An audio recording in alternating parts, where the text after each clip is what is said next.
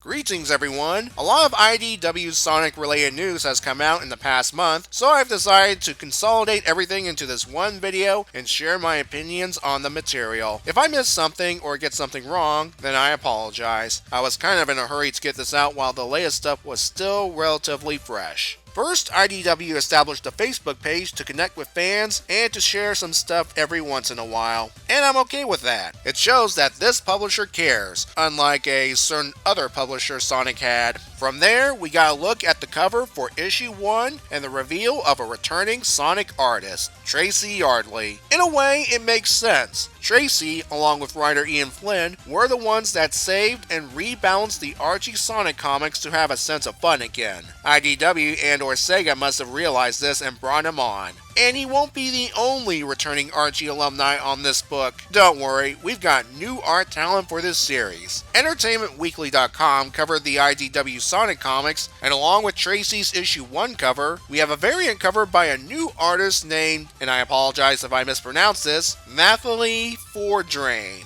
The style's good, aided by the coloring and shading. And she'll be doing covers for all 4 books, by the way. I'm always open to new talent for the book, as long as the characters look like Sonic and Tails, and not Sonic the Cyclops and Tails the dog. The next major tease involved this image of Sonic and a new character with a number here, indicating a countdown. As it went down, more of the character was revealed and speculation began about who this person is. Finally, this past Wednesday, the new character was revealed, Tangle the Lemur. From what I've read, she was designed by Tyson Hayes, the artist responsible for the IDW teaser art and the Sonic Mania opening animation. She definitely fits with the Sonic character paradigm. From what I can glance, her tail can wrap around things, possibly to tangle enemies, get it, or bring things closer. I could see her in a game using her tail as a whip. Bottom line, I like her, at least her design. And I'm not alone. Almost immediately, Tangle fan art began popping up all over the net. Just do a Google search and you can find some easily. Some were upset that Tangle wasn't a certain character from the old Archie comics. The last teaser image here did bore a striking resemblance to Sally. Admittedly, part of me was hoping it was a reimagining of Sally. At the same time though, I understand if they didn't include any of the Freedom Fighters. This is a brand new series and it needs to establish its own identity. I've lived long enough to see this kind of thing happen all the time, and I've gotten numb to it. A prime example is Teenage Mutant Ninja Turtles. I've watched and enjoyed the '87 cartoon series, I've watched and enjoyed the 2003 cartoon series, and I've watched and enjoyed the 2012 cartoon series. They have a different tone and different side characters, but the core of the 3 series had our heroes go up against a ninja clan led by someone in spiked armor, with occasional conflicts with aliens. And the latter 2 series did acknowledge the first later down the line. So it's possible, again, once the series had a chance to establish itself, that IDW may draw in elements from other Sonic media, if Sega allows it, that is. The past Wednesday also saw the reveal of the solicitations for issues 1, 3, and 4. Issue 2's was released the day before thanks to comic book resources. Let's go through each one quickly.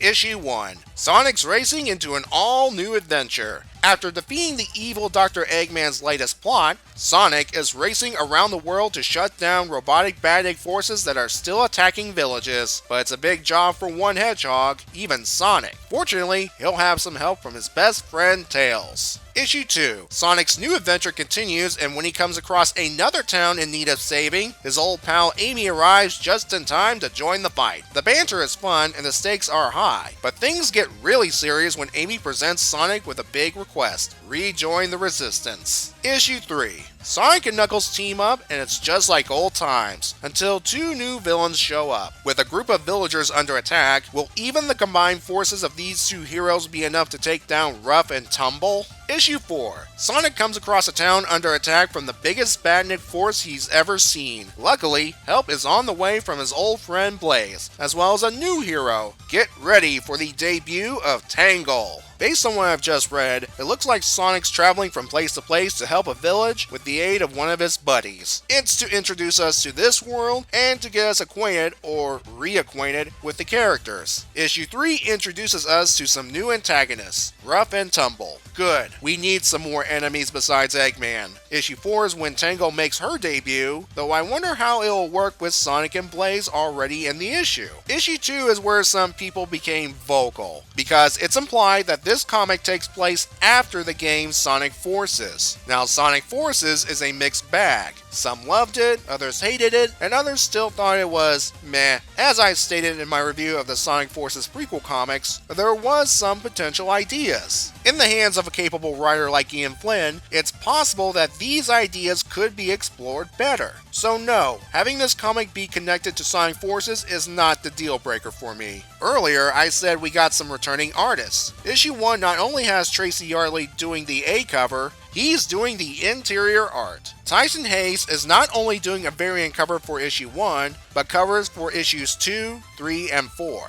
Rafa Knight, the artist known for 3D CGI Sonic artwork, will do a variant cover on issue 1, as well as Kieran Gates, who did work on Sonic Mania from what I've read. Issue 2 not only has Adam Bryce Thomas, a returning artist who did work on the aforementioned Sonic Forces prequel comic, work on a cover, he's doing the interior art. Surprisingly, one of the returning artists who did a cover was Jonathan Gray. Issue 3 sees the return of Jennifer Hernandez, both on a cover and in interior artwork. Jamal Peppers likewise returns to work on an issue 3 cover. Finally, issue 4 brings us the return of artist Evan Stanley for both cover and interior art. I think there's a pattern going on here. Actually, Evan's return was hinted at when the Tangle teases began. That's a lot of returning artists. As I said earlier, someone at IDW and or Sega must have been paying attention to bring in all of these talented people who worked on Archie Sonic. Now, how come we don't see all of these covers? I've read it's how IDW does things. They won't release all covers until closer to the release date. I could be wrong.